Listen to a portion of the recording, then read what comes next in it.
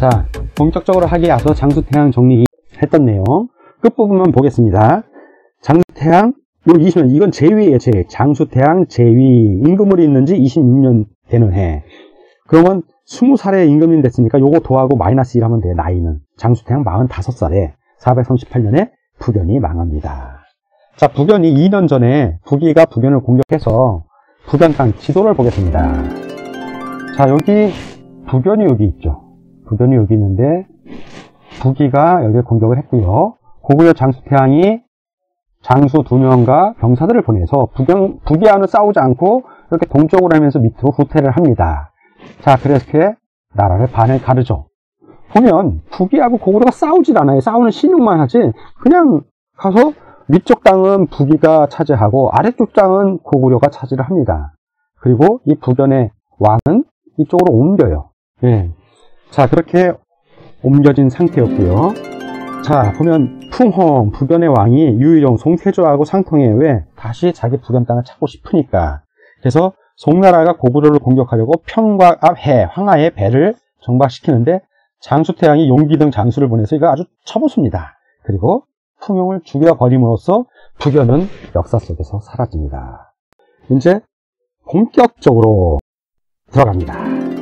자, 앞부분에 이제 제가 설명을 할 때 이제 요 설명 간단하게 요 연도는 제위연도예요. 제위연도. 임금 대신 이후의 연도 29년째란 얘기죠. 29년. 제위 29년이란 얘기고 뒤에 장수 9년은 뭐냐면 요거는 그러니까 장수태왕 29년, 즉 장수태양 제위한 지 29년째 이 뜻이고요. 장수 9년은 요 장수는 연호입니다.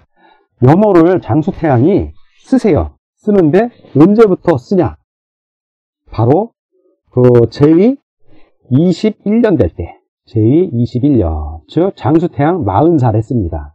21년. 그러니까 장수태왕 21년, 장수태왕 21년 하면 뭐 이런 제위 21년이고요. 그냥 장수 9년, 뭐 장수 1년 이러면 장수라는 연호를 쓴 지가 1년이에요. 뒤에 있는 연도로서 알 수 있습니다.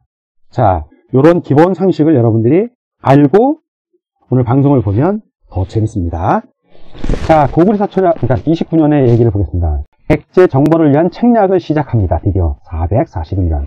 장수태양이 백제를 공격하는데 거의 30년에 걸쳐서 공을 들이십니다. 고구려 사초량 장수 9년입니다. 장수 연호를 쓴 지 9년, 441년이고요. 자, 이제 10월이 됐습니다. 10월에 사항 그러면 윗상자 쓴다고 그랬고 장수태양을 말한다고 그랬어요. 이게 장수태양입니다. 사항이 한의 물가에서 크게 사열하고, 왜? 북이는 자꾸 전쟁에서 군사력이 강해지는데 고구려는 더 많은 군사를 갖고 있지만 실전 경험이 없잖아요. 그래서 사열하고 훈련, 사열한다는 얘기는 그 전에 그러니까 못 빠지게 군인들이 군사 훈련을 한 거예요. 그리고 마지막 날 임금이 가서 사열하는 겁니다. 수고했다고 치하하고, 예, 뭐 술도 내려주고, 근데 주병, 병사를 다스리는 대가니까 이 품의 고위 관직입니다. 장관이에요. 용병에게 이렇게, 용병은 장수 이름입니다. 장수단이 자기 속마음을 얘기하는 거예요. 북이는 매년 정벌을 나가기에, 즉 서쪽으로 정벌을 하죠. 고구려 쪽으로는 못 오고요. 군세가 날카롭소. 그러나 우리 고구려는 싸워본 지가 오래되어 군세가 노쇠한데 이는 강병책이라 할 수 없어. 비유, 백제 왕입니다. 자꾸 비유가 깍죽거립니다. 다시 커졌다고. 비유도 광개토태양 시절에 아신왕이 절하고 그렇지 않습니까? 슬게 다 버리고 1000명이나 되는 남녀를 바치고 많은 수를 볼모로 보내고, 그래서 비유가 이제 나라를 키워서 어느 정도 힘이 세진 겁니다. 고구려한테 슬슬 자기 본색을 드러내기 시작하니까 고구려의 장수태양이 이제 이걸 한번 정벌해야 되는데 라는 얘기를 이제 슬쩍 비칩니다. 비유를 쳐서 비유 왕이라고도 안 해요. 저 밑에 있는 비유야. 천자인 나고 왕한테 왕이라는 호칭을 안 해줍니다. 이거 역사책엔 그렇게 나오는 거예요. 우리 군사의 사기를 진작시키는 게 어떻소? 라고 떠봅니다. 그랬더니 용병은 장군이잖아. 그러니까 신도 그리하였으면 합니다. 임금님이 야, 우리도 한번 싸워서 군사력을 키우고 그래야 하지 않겠냐. 북이 애들을 자꾸 전쟁에서 힘이 세지는데. 그랬더니 용병이 총사령관이죠. 용병이 신도 그리하였으면 합니다. 라고 하니까 이때 딱 나서서 막 씁니다. 누가? 용덕. 용덕? 많이 듣던 이름인데 광개토태양 이름이 담덕. 네. 말씀 담자 쓰죠. 네, 담. 자, 덕자는 똑같아요. 덕덕자. 자, 담덕, 용덕, 그자가 같네? 뭔가 통해. 근데 용덕은, 그럼 광개토태양하고 형제 맞아요. 광개토태양의 동생인데, 용덕 태자라고 안 합니다. 고구려의 임금님들, 왕자님들은 천자의 아들이기 때문에 다 태자라고 그래요. 태자. 왕위를 물려받은 사람들은 우리 조선시대 때는 세자, 태자, 그 이후엔 그랬는데, 이 시절에 임금님의 아들은 다 태자입니다. 호칭이. 그리고 동궁이라고 그러겠죠. 이제 정식으로 태자가 되면. 자, 그 용덕. 광개토태양의 동복 동생. 어머니가 같다는 얘기죠. 동복이니까. 그런데 태자라고는 안 해. 왕의 아들은 아니네. 어머니는 같은데 아버지가 다른 거예요. 그런데 이 시절에는 이게 흠이 아닙니다. 자, 장수태양의 숙부가 됩니다. 예, 자기 아버지의 동생이기 때문에. 그러나 친가 계통의 숙부는 아니에요. 그렇지만 어쨌든 숙부는 숙부야. 그래서 용덕을 무척 존중을 합니다. 그리고 용덕 입장에서는 자기 형님의 아들이야 태왕이라 하더라도 그러니까 바른 말을 할 수가 있는 거예요. 좀 태왕의 뜻에 거슬릴 수는 있지만 일반 신하들은 거슬리는 말을 했다가 밉보이면 한직으로 쫓겨가거나 목숨이 왔다 갔다 할 수 있지만 용덕은 그런 위치에 있는 사람이 아니에요. 왜? 그 장수태양이 존중을 하는 사람이라고. 자기 아버지하고 서열이 같고 아버지처럼 모시는 숙부예요. 그러니 진실을 말해줍니다. 이제 용덕, 숙부가 나서 말한 겁니다. 싸움을 걸고 멸망시키지 못하면, 자, 싸움을 걸었어. 멸망을 못 시키면 도리어 화를 초래합니다. 이겨놓고 싸워야 되는데 이기려고 싸우면 화를 초래합니다. 이 뜻이에요. 이게 강한 나라가 약한 나라를 이길 수는 있으나 멸망시키기는 어려운 거. 왜 그러냐면 도리 때문입니다. 비유, 자, 백제왕 비유는 비록 약하지만 백제가 좀 우리 고구려보다 약하다는 거예요. 그가 백성들에게는 무도한 임금이 아니야. 자기 백성은 사랑해. 아니기에 멸망시키기는 어렵습니다. 즉 한 번 쳐서 이길 수는 있지만 뿌리를 못 뽑는다. 이 얘기입니다. 자, 용덕이 지금 전쟁을 하자는 얘기예요? 말자는 얘기예요? 이 얘기는 말자는 얘기죠. 자, 뿐만 아니라 그거 말고도 공격하는 도리에 있어서 전략을 말하는 거예요. 책략을 준비하고 그 준비한 책략에 맞는 군사력을 대항했죠. 그 책략이 무르익을 때 거사를 하지만 그렇게 하고도 패할 때가 있다고. 그렇게 준비 철저하게 하고도 패하는데 하물며 방도도 모색하지 않고 왜 전략도 없고 준비도 안 됐는데 지금 공격을 하면 어떻겠습니까? 우리가 비록 군사력은 약간 강할지 모르지만 이게 이길까요? 이기려고 하는 전쟁이 이기겠습니까? 다 이겨놓고 해도 변수가 있는 게 전쟁인데 이기려고 전쟁이에요, 임금님? 그랬더니 상이 자기 숙부가 목숨 걸고 얘기하는 거예요. 임금님 그러시면 안 돼요 하고 안 된다는 말 하기 어렵습니다. 밑에 사람한테. 근데 숙부니까 신하지만 나라가 위험에 처할 수 있는 결정을 하는 거 아니에요. 그러니까 신중하게 하라 이 뜻이 했더니 상이 바로 들어보니까 다 맞아 하나하나 지당하신 말씀입니다 하며 백제의 정벌을 그만두었다. 자, 그만두었다라고만 기억되는데 이게 그만둔 거예요? 정벌을 할 마음이 있는데 지금 정벌을 그만둔 거야. 이 얘기는 뭐냐? 뭔가 있겠죠. 그 뭔가가 바로 제가 이제 여러분과 제가 역사적인 상상력을 발휘해 보는 겁니다. 자, 장수태양이 이때 장수 9년 서기 441년 이때부터 비유 백제의 왕을 정벌하기 위한 책략을 준비에 들어간 것으로 해석할 수 있습니다. 이거는 지금 정벌을 그만둔 거지 책략을 그만둔 건 아니야. 자, 지금부터 책략 짜봅시다. 자, 그 근거를 말씀드릴게요. 자, 464년 23년 후지만 24년째 되는 해에 고구려의 첩자 승려 도림을 백제에 파견합니다. 누가 장수태양이 파견을 23년 있다가 도림이란 승려 유명한 스님입니다. 국사에 해당되는 스님이에요. 지식도 많고. 자, 이분이 삼국사기 백제봉기에는 뭐라고 백제가 망하는 과정이 자세하게 설명되어 있습니다. 고구려 봉기에는 장수태양이 백제 수도를 점령하였다 이렇게 간단하게 나와요. 근데 백제 입장에서는 망한 거라 도림이 내려오고 도림과 어떻게 해서 도림의 유혹에 넘어가서 비유왕 돌아가시는데 계로왕 시절인데 계로왕이 처음엔 정치 잘하다가 어떤 식으로 사치와 함락에 빠지는지를 자세히 나옵니다. 그래서 고구려가 침략당할 여건을 만드는데 계로왕은 바둑을 좋아했어요. 그리고 도림은 바둑 고수야. 그러니 계로왕이 나름 자기가 백제에서 제일 바둑을 잘 둔다고 하는데 도림이 고구려에서 거짓으로 죄를 짓고 백제로 넘어왔네? 바둑 고수래. 당연히 관심 가져. 그래서 바둑 한번 뒀는데 아쉽게 졌어. 계로왕이. 그러면 그 사람하고 바둑 계속 두려고 그럴 거 아니에요. 이길 때 또는 자기가 좀 배우는 마음으로. 그래서 친해집니다. 자, 자세한 내용은 스포가 되니까 이따 또 나오니까 그때 보고요. 자, 근거 두 번째입니다. 삼국사기 백제봉기의 466년 백제의 제증걸루가 고구려에 항복했다고 나옵니다. 자, 백제의 싸우라비, 백제의 장수들은 항복 안 해요. 죽으면 죽었지. 전통이 그래. 자, 근데 이 제증걸루, 국경지역의 태수 또는 장군으로 보이는 분이 항복했다고 사료에 나온다는 얘기는, 자, 내가 전방에 국경을 지키는 장수야. 역사적 상상력을 발휘하는 거예요, 여러분들. 자, 지도를 보자고. 자, 여긴 고구려 수도죠. 여기 안평, 여기 평양입니다. 백제의 수도 한성. 자, 이렇게 공격해 오겠죠. 위로 갈 때도 마찬가지고. 그러면 여기가 국경입니다. 여기 강이 흐름, 이 시절에 여기 강이 흐릅니다. 강. 폐수라고 할 수도 있고 한수라고 할 수도 있어요.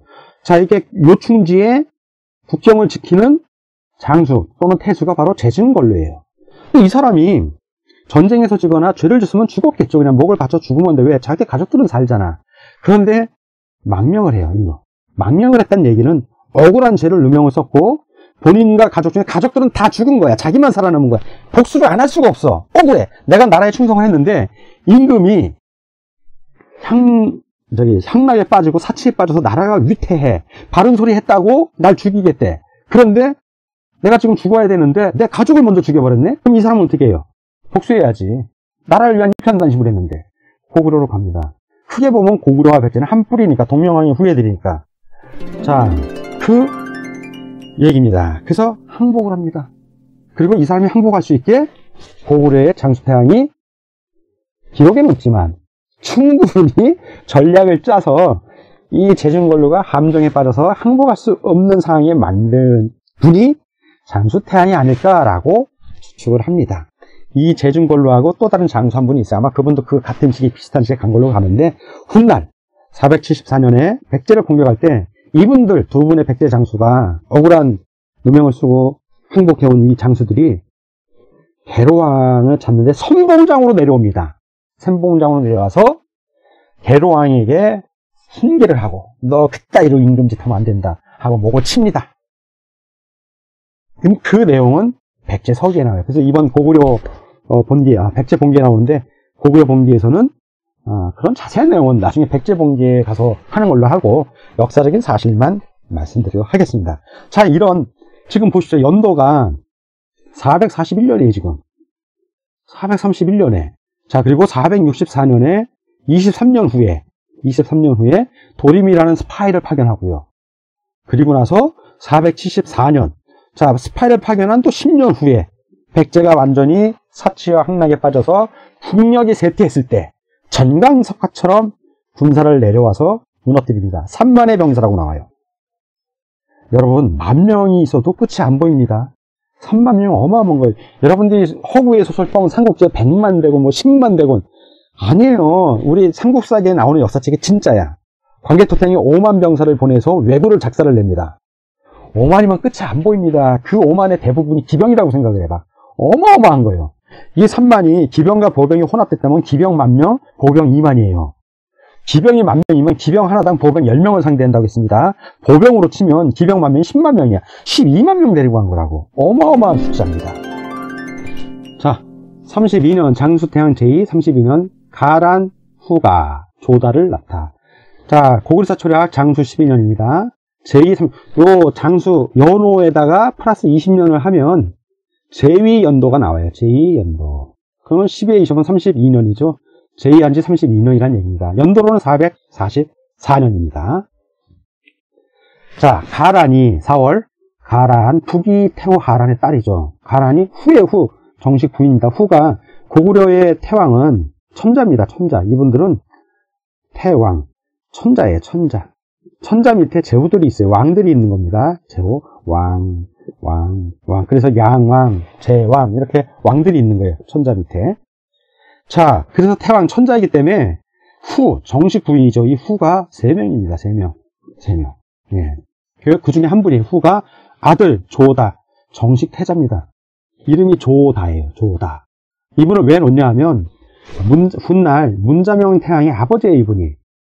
자, 그러면 장수태왕 다음에 문자명 태왕은 장수태왕의 손자구나 하는 걸 여러분들이 알 수 있죠.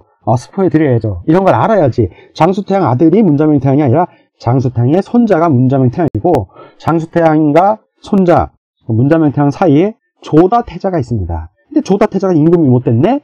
그 사이에 돌아가셨다는 얘기죠. 38년, 장수태양 38년이고요. 부기가 송나라를 공격하다. 자, 고구려사 초량 내용을 보겠습니다. 장수 18년, 제위 38년이고요. 450년 7월달입니다. 의룡, 송나라 태조입니다. 송나라란 얘기죠. 의룡이 탁발도, 부기의 세조예요. 부기란 얘기입니다. 송이 부기를 쳐서 하남 땅을 취하자.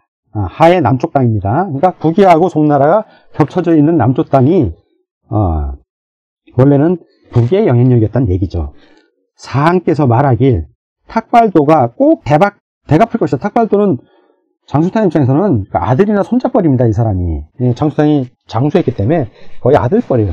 탁발도가 꼭 대갚을 것이다. 즉 부기가 다시 송나라를 칠 것이다. 겨울이 되자 이제 7월엔 송이 쳤고요.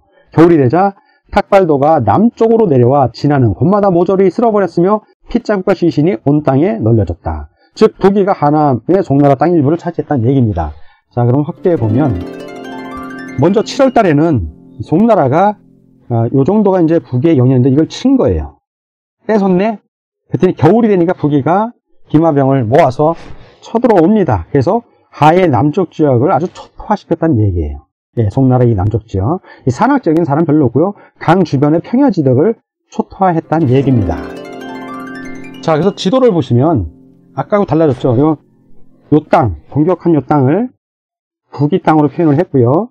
자, 이때 고구려도 이건 저희 역사적인 추측인데 훗날 관계를 따져봤을 때 요 땅을 고구려도 같이 가져갑니다. 왜? 부기가 고구려에 가까이 오면 안 되거든요. 자, 이래서 송나라가 찌그러졌습니다. 핵심은 송나라가 많이 찌그러진 거예요. 약해졌다는 얘기죠. 자, 그래서 영토를 이렇게 표시해 놨습니다. 자, 다음을 보겠습니다. 이거는 삼국사기 기록이에요. 43년, 제243년 송의 사신을 파견하다. 뭐 조공했다고 나와. 아니야. 고구려가 천자공이기 때문에 조공을 받는 거죠. 사신을 파견해도 이렇게 하사하는 거고. 근데 이 까만색 글씨는 삼국사기 고구려 본기 기록입니다. 삼국사기는 43년에 제243년에 사신을 보내 송과 교류하였다. 이거 조공이라고 나오는데 교류로 다 바꿔놨습니다. 여기 있는 내용들은 제가 처음 주장한 건 아니고 삼국사기 책보고님 주장 있죠? 그거에 맞춰서 제가 한 겁니다. 네. 43년. 자, 그러면 송의 사신을 파견했느냐? 장수태양 기록을 보면 뭐 송의 사신을 파견하다, 부기의 사신을 파견하다라는 내용만 몇십 개가 쭉 나옵니다. 내용은 없어. 이상하지 않아요? 뭔가 내용이 있어야 돼요. 왜 파견을 했는지. 고구려사 초략에 자세히 나옵니다. 자, 초략. 장수 23년 455년입니다. 2월 송의 유준이 찾아와서 송나라 세조입니다. 이름이 바뀌었네. 임금이 상이 났음을 자기 아버지가 돌아가셨어. 그리고 방물 온 김에 선물을 바치는 거예요. 천자에게 바치기에 장사 동등을 보내어 조문하게 하였다. 예, 장사는 고구려의 벼슬명입니다. 벼슬. 동등은 사람 이름. 동등에게 보내어 조문하게 한 거예요. 자, 이 동등은 누구냐면 장수 19년, 자 451년에 송에서 고구려로 투항해온 사람입니다. 자, 송에서 고구려로 투항. 자, 39년에 방금 전에 송나라가 작살이 났잖아요. 그러니까 먹고 살기 힘드니까 바로 고구려 투항해 옵니다. 생각해 보세요, 여러분들. 지금 자, 참고용 지도를 한번 보여드릴게요. 기존의 역사책을 보면 자, 기존 이게 고구려래. 자, 그리고 백제가 여기 있고 신라가 여기 있대. 보십시오. 자, 그리고 이게 뭐 북이래, 북이. 걔들 말로 북연이 여기쯤 있었대. 북연 이제 망하고 없어졌지만 북연이 여기쯤 있었대. 그럼 설사 있어도 고구려가 먹으면 이만큼을 북경을 먹은 거지. 일단은 그렇다 치고요. 그리고 이쪽일 때 이제 송나라가 있었대. 자, 부기가 쳐서 하남 땅을 먹었다고 그러지 양자강 이남을 먹었다는 얘기 없습니다. 그러면 여기까지가 송인 거야. 얘네들 기록으로는. 자, 송. 그래서 부기가 여기까지 내려온 거지. 이렇게. 근데 북위 사람이 바다를 건너서 고구려로 망명을 했대. 뭐 좀 이상하지 않아요? 영토 비전이 잘못됐지. 왜 잘못됐냐? 항상 여러분들 영토를 알 때는 영토의 기준은 뭐다? 자, 이거 여러분들 리뷰 차원에서 하는 거예요. 가끔가다 댓글에 제가 다 삭제해버리는데 영토 비정이 잘못됐대. 요가 왜 요하가 아니네. 아이 무식한 인간들. 이거는 훗날 명나라 때 만들어진 요사의 요하라고 나오고 그 전에 이게 강 이름이 없어. 이게 요하는 훗날 세워진 거라고요. 고구려 백제 신라가 했던 시대 요는 왜 태행산맥이 요야. 이게 요라고 요. 그럼 이게 국경이지. 그럼 여기까지가 고구려 땅이지. 쉽게 생각하자고요. 쉽게. 자, 황하 이남이 백제야.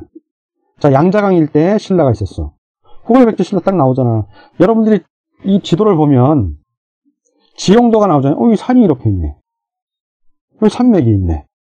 산이 있잖아. 산하고 강이 자연스러운 관계가 되는 거예요. 그러면 그냥 여러분들이 봐도 이 산과 이 황하강을 기준으로 고구려. 그렇잖아요. 자, 이 양자강 위쪽 회수를 기준으로 이 산맥과 회수를 기준으로 백제. 그리고 이 산과 강을 기준으로 신라. 이 강들을 기준으로 가야. 이 강과 해안가의 외. 자연스럽게 나옵니다. 그럼 반반도는 이거 고구려라고 그랬잖아요. 여기까지. 고구려. 고구려. 이 증거가 있습니까? 또 물어봐. 이런 증거들을 위해서 역사에 증거가 있다니까. 그럼 증거를 보여주세요. 못 보여줄 것 같냐? 보여드립니다. 아시는 분들은 다 알지만 우적도. 자, 우적도예요. 역사상 가장 오래된 지도입니다. 우적도. 1136년에 새겨져서 이거보다 빠른 지도가 없어요. 여기에 요가 나와. 요. 이게 태행산맥이야. 여기 태원이 있고. 이 지도에 한자로 다 적혀 있어. 요라고 나와. 아유, 그러면 이게 요네. 요. 자, 고구려, 백제 동쪽에 대산이라고 있어요. 태산. 그럼 백제가 이쯤 있다는 얘기지. 요를 기준으로 요 동이 고구려 땅이야. 이게 고구려란 얘기고. 다 나오잖아. 이거보다 더 오래된 지도가 없다니까요. 증거를 보여줘도 못 믿네? 못 믿나? 안 믿는 거지. 역사학계도 사학과 교수 박사들 못 빠져나옵니다. 자기가 쓴 논문이 다 일제시대 때 일본인들이 쓴 논문을 근거로 해서 쓴 거거든요. 그 논문이 새끼를 깐 그 논문들 베낀 거라고. 아니 원전 삼국사기를 봐야지. 신시들이 쓴 논문하고 일제시대 때 그 쓰다 쇼새끼 같은 놈들이 쓴 논문을 베꼈으니 삼국사기 기록하고 안 맞아. 그러니 삼국사기 초기 기록 불신론 이런 해설이나 피비하죠. 삼국사기 초기 기록 불신론이 아니라 삼국사기 기록은 맞고 니들이 쓴 논문이 틀린 거야. 여기 우적도까지 다 나오는데 이걸 눈 감고 귀를 막아버립니다. 이게 스촨성 박물관에 있어요. 우적도가. 중국도 이걸 애지중지 논다고. 근데 이거를 안 믿네. 증거를 보여줘도 안 믿는데. 그러니 이영훈 박사의 찐 삼국사 와서 증거를 내놔라? 내놔주자. 대신 너희들도 좀 증거를 갖고 얘기해봐. 요하를 기준으로 요동 요소 나눈 지도가 있으면 지도를 얘기하라고. 그거 다 원나라사 원사라고. 원사. 자, 원나라사는 원나라 사람이 있었을까요? 그 다음인 명나라 사람이 있었을까? 자, 명나라죠. 청나라 이전. 불과 500년 정도밖에 500년 전 지도라고 그 책이요. 500년 전의 지도가 정확할까? 자, 이 1000년 전 지도가 정확할까? 당연히 1000년 전 지도가 정확하죠. 이제 역사적인 지식 차원에서 우리 애청자들은 다 알지만 모르는 분들을 위해서 했으니 여러분들께서 좀 이해해 주십사. 자, 그래서 그 삼국사기에 송과 교류하였다는 거는 상이 나서 인사하길래 보낸 거예요. 예, 답례로 동등이라는 벼슬아치를 보낸 겁니다. 그 동등은 송에서. 자, 이 지도를 한번 보자고요. 자, 북이가 몇 년 전에 339년에 이렇게 쳐들어왔고 송나라가 난리가 났어. 그럼 이 일대에서 사는 사람들은 도망가야 되는데 송나라는 국력이 약해. 더 가까운 어디로 가야 돼? 만약 여기 살던 사람이라면 바로 고구려로 가야지. 동등이 그때 망명에 온 사람이에요. 그때 고구려로. 송나라에 있어봐야 내 목숨이 왔다 갔다 하는데 그 얘기는 뭐냐면 동등이 망명한 그 지역은 고구려 땅이 됐다는 얘기죠. 9월달기라고 보겠습니다. 9월 비유 백제왕입니다. 비유가 갑자기 죽고 아들 경사. 경사라고 합니다. 그런 부여 경으로 나의 백제 본기에는 바로 계로왕입니다. 이분이. 자, 고구려 입장에서 계로왕이라고 칭해줘야 돼요? 그냥 경사라고 그래야 돼? 그냥 이름 부르면 되는 거예요. 비유도 백제 임금님인데 왕이라고 안 해. 왜? 천자국 밑에 있는 제후국인데 천자국 역사책에 무슨 제후국 왕이라고 해줄 게 뭐 있어? 이름 써주면 되는 거야. 이름만 써줘도 감지덕지지, 제후국이. 그래서 이 고구려사 철학 보면 다 이름 써. 북의 왕 누구, 탁발도 뭐 이런 식으로 이름을 써버립니다. 예, 송나라 왕 유준, 그냥 유준이야, 유준. 앞에 송자 써주지도 않아. 예, 그 정도로 고구려의 위세가 대단한 겁니다. 장수태양 45년입니다. 45년. 월한 용덕이 죽다. 보겠습니다. 고구려 철학 장수. 이거 장수는 연월입니다. 25년. 제위 연도 여기다 20 더하면 돼요. 제위 45년. 457년이고요.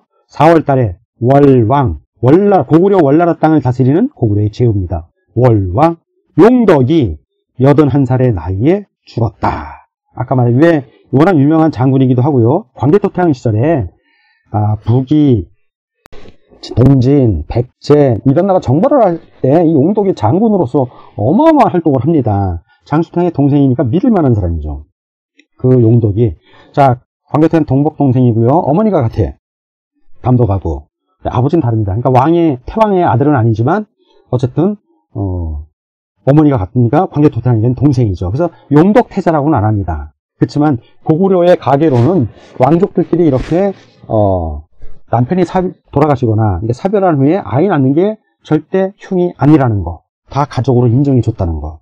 자, 그리고 장수태양의 숙부죠. 자기에게 숙부입니다. 그리고 어려울 때마다 정치적인 조언을 해서 장수태양이 나라를 안정시키고 정치적 위기가 왔을 때 타개할 수 있는 그런 지혜를 주신 분이 그 용덕이 81살 나이에 돌아가신 겁니다.